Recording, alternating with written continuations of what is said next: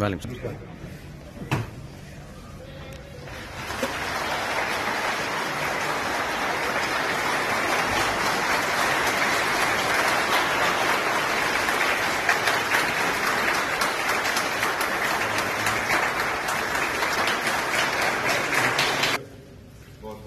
Unexpected लोगों का शुक्रिया, आप लोग सबकी ताउन चाहिए। आज मेरी बहुत सारी मीटिंग्स और फुल कॉल हैं, फिर आप लोगों से मैं तफसीली तौर मिलूंगा।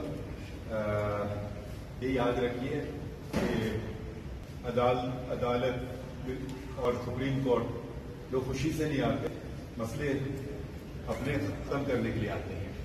तो बराए करम आप ऐसा उनसे सलूक कीजिए जैसे कि एक मेजबान मेहमान से करता है।